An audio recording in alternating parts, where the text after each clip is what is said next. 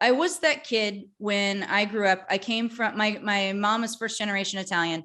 My parents were both highly educated and drivers in our family. Like they both went to college. It was very important to them. My mom got her master's degree. My grandparents really wanted their grandchildren to succeed, et cetera. So I grew up knowing beyond a shadow of a doubt, I had to go to college. Like it was not an option, do not pass go, et cetera.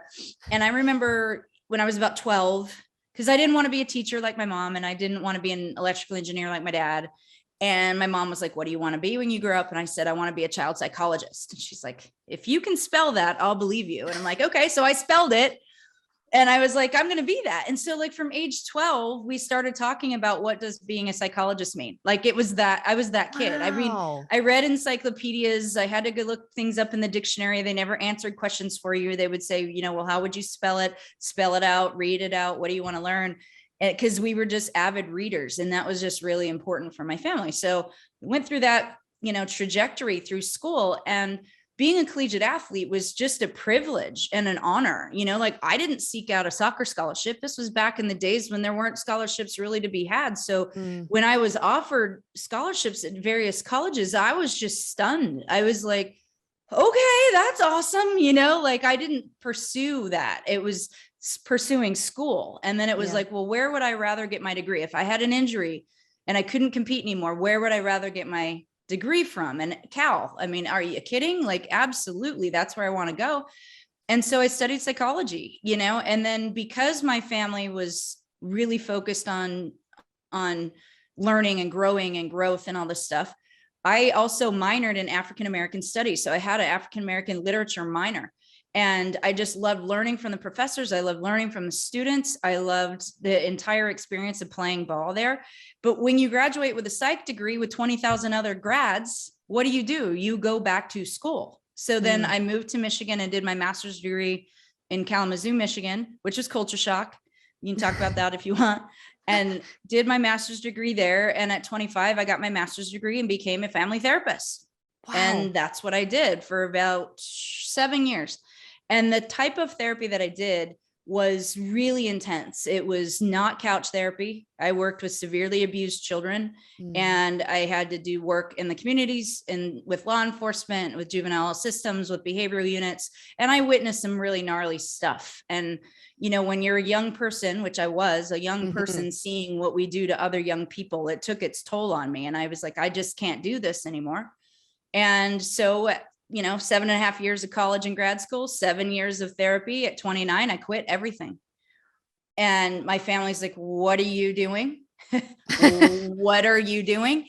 And I'm like, I don't know, just not this anymore. And I don't want to live in Michigan, which we already knew. I'm going to go to Colorado. And I had fulfilled requirements to fulfill Colorado's therapeutic requirements to be a licensed clinician. But their pay scale was even less than what I was earning after 6-7 years in Michigan. You can't make a living on that. And then I was like, I don't want to do this. So I'll still move to Denver. I have no idea what I'm doing. I have a people degree. How about I figure out how to learn how to make money, because I don't know how to do that. We're not taught how to budget. We're not taught how to do anything financial, especially women. Right. And it's only like one of the most important things, but financial literacy is something that we don't have and we don't teach. Yeah. And so I got into a sales position and worked in various sales companies and kind of built my way up to be an outside field rep. I was never an inside anything. I was not a couch therapist. I was not an inside sales rep dialing for dollars. That was not me. So I was out and about. And my last sales position was working for a national payroll company. And I worked with small business owners. That's their specialty. And I would sit down and interview them and talk with them about their problems and their solutions that they needed for payroll for their employees. Wow. And I kind of went against the grain even there, which is not unusual, that I didn't like the style of sales. Like I'm not a transactional person. Like when you and I meet, when you and I talk, I'm very focused on what's going on in your life, what's going on with you, how can I support you, how can I help you? And that was that therapy background of compassion for the person who's doing the small business, right? They're investing their blood, sweat, and tears in building their businesses as entrepreneurs, and they're paying employees and they're doing all these things. And I would just sit back and try to figure out not only could I sell you payroll services, but who else could I connect you with? How else can I help you support the structure of your company? Very nice. similar to the therapeutic background that I had. And I found that the people that I worked with as clients were like, why aren't you doing your own business? They were saying this to me back then, just like 13 years ago. And I was like, never thought about it. Don't know how, never taken a business class, whatever.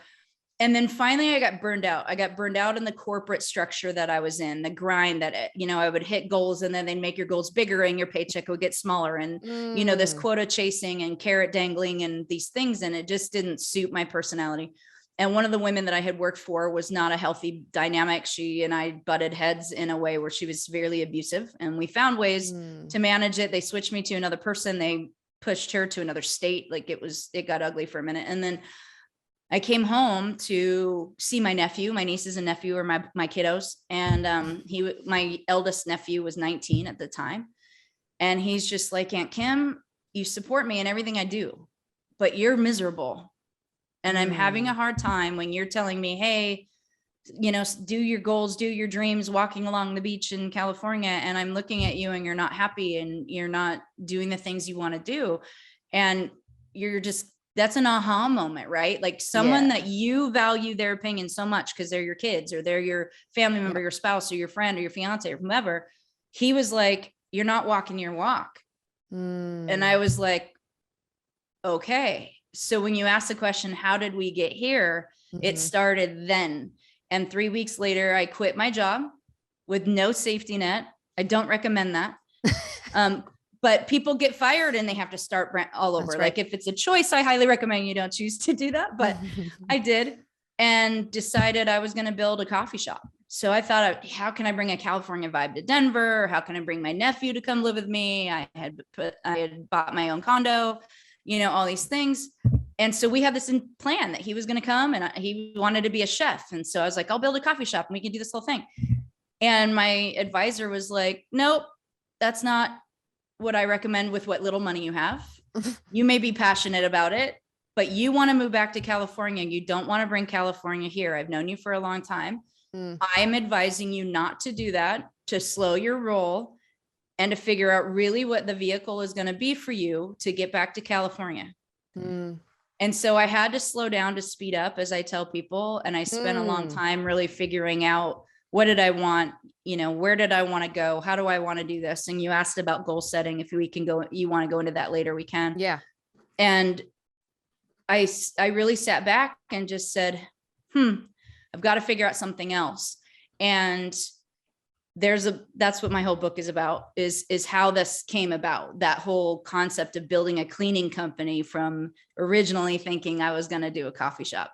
And it started with a big fat no from my financial advisor, and sitting down and really figuring out what were the things that I genuinely needed to live my life, to help me feel fulfilled and to help raise my nephew and to do all of that. And out of that 3-week period of time between when I saw my nephew to quitting my job, August 1st, September 1st, had the new idea for the new business 1 month later.